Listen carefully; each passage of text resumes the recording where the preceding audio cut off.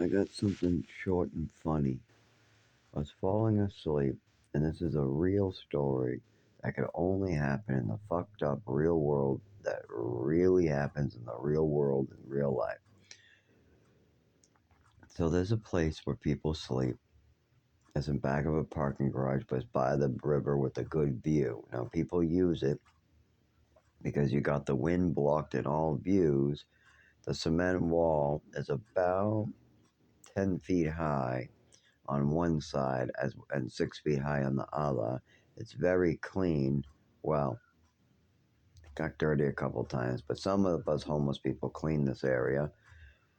And the police used to not go by there until this guy Shannon was back there. Now Shannon's the white gorilla blow, metal plate in the head also.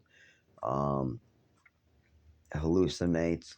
He's 50 something. I was 20 something, and he thought we worked at a factory, and we went to high school together. Even though I've told him very much so that I've never went to high school with him, and it doesn't make sense. But I'm very nice to the guy, so he just laughs and goes, "Yeah, right, right, right. I remember you from high school. Yeah, yeah, Zach. Yeah, yeah. Okay, Shannon, whatever. I guess I'm your high school buddy, but I'm really not your buddy at all. This is my stoop over here. Well, I want to sit at this stoop. Okay, sit at the stoop. I don't care. This is a like freaking giant place to sit. So there's a stoop right next to me over there. There's a triple stoop right here. That's why I like this one. There's plenty of places to sit. Me and Kenny sit here all the time. You seem to get the end. I don't care what you do, Shannon. You never hurt me, and all the gangbangers are afraid of you. So that's fantastic. Gangbangers that are like packing guns to run away from you and police officers don't want to deal with you. You can chase after people naked right through downtown because you stole their shoes and you literally don't get arrested. I mean, the stuff that this guy can do is funny. But I was just thinking of the police encounter with Shannon because he was bitching about a police encounter. Now, I checked up on him once thinking he was a dead body. He was wrapping himself, he was in these basketball shorts. He had a long sleeve shirt and never a jacket during this one winter. I don't know.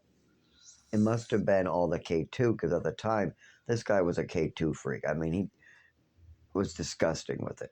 He used to clean out his under his nails and put it in a pipe, like the most disgusting shit you ever saw. Like I would not smoke out of this guy's pipe if you paid me. None of us would.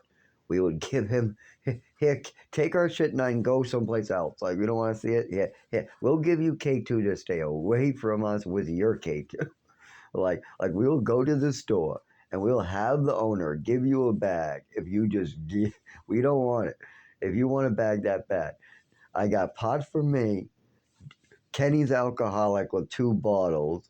If you want your K2, and actually, this is the one guy you want smoking that stuff because he used to be a drinker and he would have these awful blackouts. So, K2, he just sat there laughing and hallucinating. It kept him very well under control. The police loved it that he smoked this stuff. The whole town was like, "We found a cure for Shannon. He stopped drinking. He's not using crazy stuff. He's not chasing people naked. Give Shannon all the K2." This big giant 300, he must have been more than 300 pounds. He hit his head on doorways.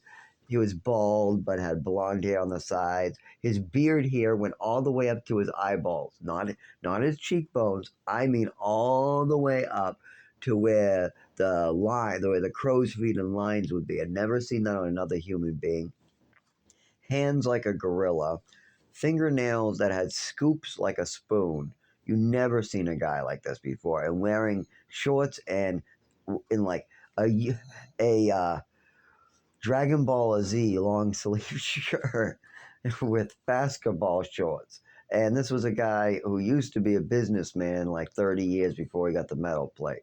Anyways, I walk in the back to check up on people. I just used to walk through there. That was one of my routes. Nobody ever bothered me. One of the police officers, Kevin Gano, let me do it all the time. And yeah, that's how I found every place I wanted to be away from. I had places where nobody would bother me. And that's because I knew the places where people slept to be bothered. And if I wanted to drink a beer, that was the place you drank a beer. You would go to these places, buy a beer, put it in my pocket, and get out to a place where I knew was not a police route. And luckily, I knew all the police routes. I actually knew exactly what time they started doing the ATM checks in the morning. I actually made a schedule out. I'm not even kidding. I made a police route schedule out so I would know every stop they had at every time, which officers I would be seeing trying to wake me up at an ATM. Okay, I could sleep here at 3 a.m. and I could sleep here at 2 a.m. for 1 hour. And then I got to get up. And if I oversleep here, oh, nope, the cuffs come on. So, yeah, I knew it that well. And I go by, and Shannon's on one of the police routes. How is this guy not getting arrested all the time? Oh, yeah, that's right. The police let him do whatever he wants. He can chase people naked and they're not arresting him. They don't deal with Shannon. He'll just come right back, more of a problem. But he's wrapped up in plastic. I think he's dead. I see this big giant body wrapped up in the plastic you use for like houses, like the construction grade plastic, wrapped up like a carpet you would be wrapping a body. And I don't see any breathing. And I'm like, oh my God. And I look and I go, oh, that has to be Shannon. That had only idiot that would try to sleep in the middle of January. Right now, you got a danger warning. It is literally 11 degrees out. I have triple gloves on, but hand warmers everywhere from picking up at the shelter and another place that was giving them away. I'm staying moving so I don't freeze to death, trying to find 24-hour places until they throw me out. And this guy's been sleeping here all night. And how do I know he was sleeping? Because I went to check to make sure the thing wasn't dead, where I was assuming it was a dead body. And Shannon comes, hey, what are you doing? Trying to steal my stuff? Oh, who are you? Who are you? Oh, it's you. You don't steal my stuff. You got anything for me? No, Shannon, I don't have anything for you. I don't drink anymore, Zach. Okay, Shannon, that's great. That's fantastic. I still do. Oh, are you okay in that plastic, Shannon? Wrapped up like that? Aren't you freezing to death with hypothermia? Do you have a jacket in there? I got nothing. I'm in my basketball shorts. I'm fine. I'm going back to sleep. Find your own spot. I'm not looking to sleep back here next to you, Shannon. Okay. Well, it's warm. No, that's because you're big and you're wrapped up in industrial plastic. Okay. Go back to sleep. Okay, whatever. Whatever. I've seen worse. I've seen guys get lit on fire. I've seen way worse. I've seen people try to literally pass out with like $300 of heroin being pumped a quarter at a time, pass out. Then they put a quarter more, pass out again. I'm like, that guy's dead. That guy's going to be dead by tomorrow. Anybody got Narcan ready? Yeah, you. Okay, I'm out of here.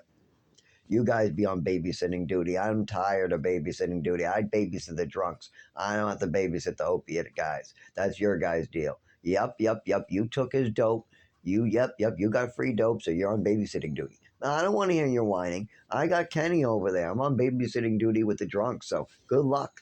Yeah, I belong to the drunks. Good luck with that shit. The only person that I would even partly deal with that was the crossover straight junkie people, that I shouldn't use that name, people who use needles as their main drug source, was Freddie P, who was a Marine in his 40s that was extremely violent. And yes, this guy was like, he wouldn't rob you blind, but he would try to scam you every chance he got. And you'd always be like, almost got me that time, Freddie. Yeah, you almost got me that time. Darn it. I was so close to getting all your stuff. Get you next time.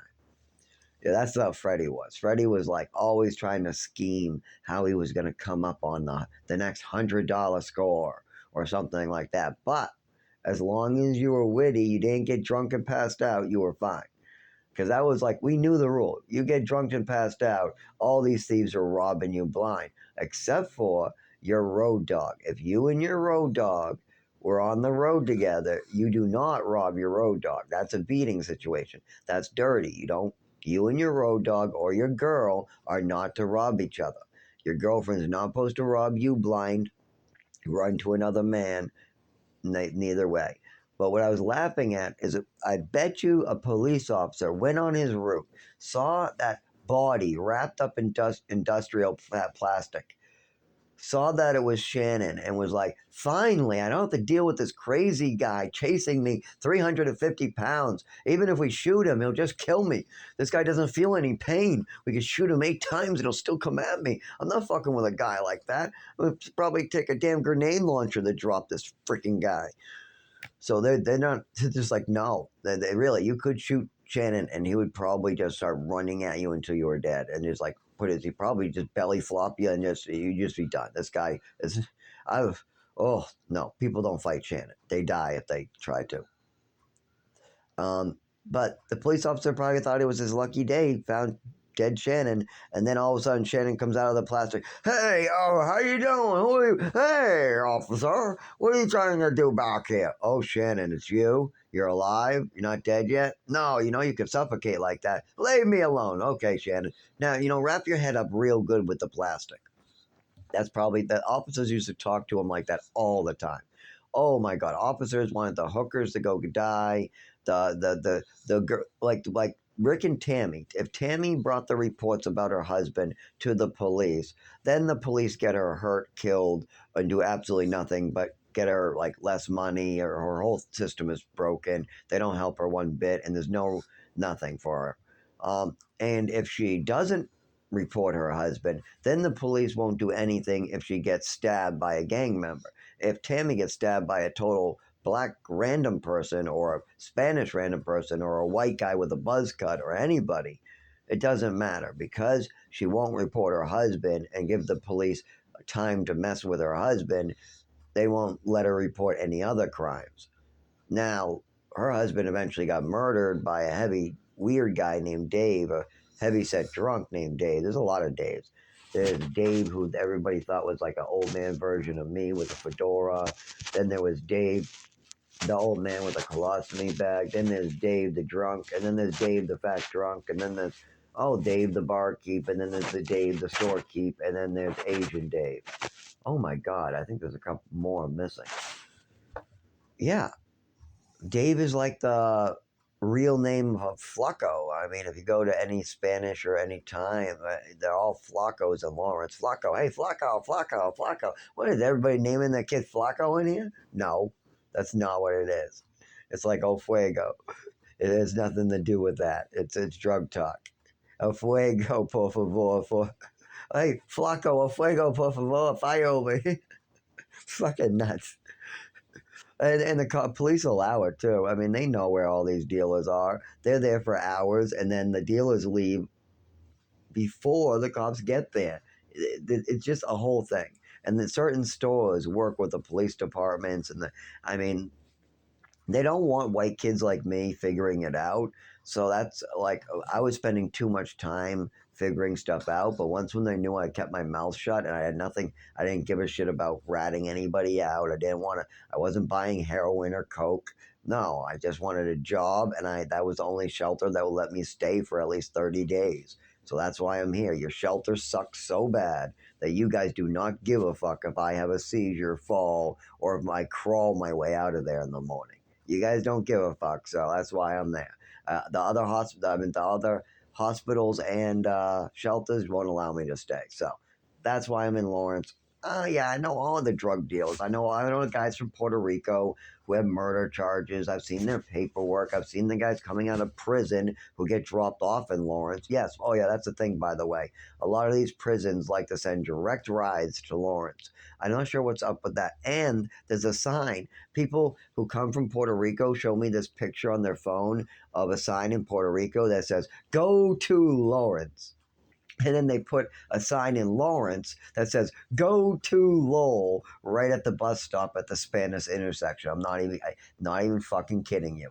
There's a sign in Puerto Rico that says "Go to Lawrence," and Massachusetts has a whole description. And then there's another sign in Lawrence that says "Go to Lowell."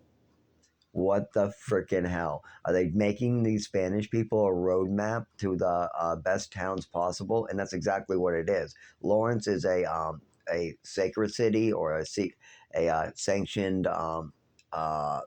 protection city. There's another name for it I can't think of. And so in these towns like Puerto Rico, they actually have advertisements that tell you where to go. And a lot of criminals who are looking at jail time, they just decide, well, if I go over there, they can't export me over there, so I can just wander around with a body. Yeah, that's what they call it, a body. How many bodies you got in Puerto Rico? I got one in Dominican. See all that, and they really are serious about it. They come with paperwork. I'm like, you kidding me? You guys actually have paperwork on your Yeah, they can't extradite me. I get it every time. Every time I'm arrested for a drug crime here, they always give me another report of all my shit there. But they can't extradite me, man. Well, you know that cop looking at you right over there is about to fuck you for something you didn't even do. So, and if he knows you got a murder on you and you're running from a murder, they're gonna give you shit for the rest of your life. So you might want to go to Mexico. Yeah, I don't think they're gonna give a fuck. No, they might actually. Well, Canada, Canada, no, Russia, Russia. There you go, buddy, Russia. And you know what? I think they need American secrets right now. You might have a chance. Oh, they got you, 25 in your Princeton. Ah, you were close, man. You were close. You got from Puerto Rico to Lawrence to Lowell, and you almost made it to Russia, but then 25 in prison. Went from a 7-year shotgun murder body charge to 25 years because you had a spoon in your leg. Yeah, you had a spoon in your sock, so 25 years in prison because there was dope that really wasn't there. But I didn't have a spoon. Well, you do now, buddy. Yeah, you do now. You got a spoon now. We got spoons that we had in lunch in the nice police car. So all we did is we took the spoon from our lunch. We say it's your spoon, and that brown tomato sauce in there, that's heroin. So yep, 25. Who's gonna believe you? Come on, get in the car already, buddy. Yeah, this shit's all the time. The drunks, we just had to not like run out on child support, not harass the public, and stay out of sight. And police officers were pretty good to the drunks, except for lighting us on fire for hiding in the woods, trying to stay out of the sight like we were told. I'm not sure, but some police officers would go on a rampage looking for people to hurt too. There was one in particular officer that you had to look out for when he was on a drunken rampage. Oh, yeah, by the way, the police officers get more drunk than the drunks. See, the difference between a drunk and a police officer is the police officers aren't alcoholics or drunks. Why? Because we have a money problem. We don't have enough money for our alcohol, so that makes us alcoholics. But police officers have enough money for their alcohol, so they can't ever be alcoholics. That's the difference. Yes, we both drink constantly. We both drink on a regular basis. But the difference between an alcoholic and a police officer is an alcoholic does not have money for their drink. They have a money problem, so they have a drinking problem. But a police officer has money for their drink, so they do not have money problem, so they do not have a drinking problem. So, but you got to look out for certain. Yeah, they go on rampages. They like going on these off-duty rampages. Sometimes on duty too. But they cleaned up a little bit. By the end, by the time I was leaving, they had a new courthouse being built, and most of the crazy officers had a flip out, and then I never saw them again. Yeah, one of them had a flip out nowhere near me. I wasn't even there at the time. Another one had a flip out someplace else, and then he was going in Dunkin' Donuts, and so I'm not sure. They disappeared. But there's plenty of officers you don't want to fuck with. You just take the arrest. You just take it, whatever. You say, yes, officer, you want to frame me? Okay. I don't care. They don't say that. You just go, uh-huh, uh-huh. Oh, yes, you're planting evidence on me. Okay, yes, yes. Mm-hmm. Just keep on humming and agreeing to keep your mouth shut. Oh, mm-hmm, mm-hmm. I am cooperating. Yes, absolutely. Oh, you want my nose broken on the ground? Let me make sure that you can push me real good right here. Yes, I got cuffs on. Yep. Okay, my nose real. And just keep your mouth shut and just let him beat the shit out of you. Then when he tries to fucking tell you, yeah, I'm going to do this to you, and I'm going to do this to you, and I'm going to do this, and I'm going to do that. You just let him do his thing, and he puts you and just does whatever the hell he wants. Most of the time, they won't even press charges because now they're just gone so overboard, and you just sat there and took it. They're like, you're not even worth it. Yeah, get yourself out of those cuffs. I'll get my own another pair. That wasn't me. They actually That was a real freaking thing, by the way. I guess you can get in a lot of trouble for doing that, and I've never ever heard of that again, and nobody's ever seen that before. We were all shocked that he was still cuffed, and the cops just left him like that. Yes, a police officer left one of these homeless people on near the train tracks cuffed. He was getting from one tent city to another. He got slammed to the ground. I just had to stay seated. I stayed seated quietly. And then he's like, "You guys aren't worth it. Get out of those cuffs yourself." Well, that's the guy in the cuffs. Okay, that's enough of crazy things I've seen. That's not even the tip of the iceberg. It gets dark. Murders and murders and murders. People go nuts. Uh, Police officers, judges, people of power, people drunks, addicts, people with mental illnesses that are truly mental, people who have too much money and want to throw it around, people trying to cover up crimes, people trying to make money through crimes, all of it. Criminal activity, gang members, guns, weapons, and whoever has the most guns is the guy that you want to look out for. If a guy got a gun every day of his life, that's the guy that's the most dangerous guy. He's the guy that you should really keep an eye on with cameras 24/7. If they got a gun, even if that's their job, I don't care if they're a judge. If they're a judge that feels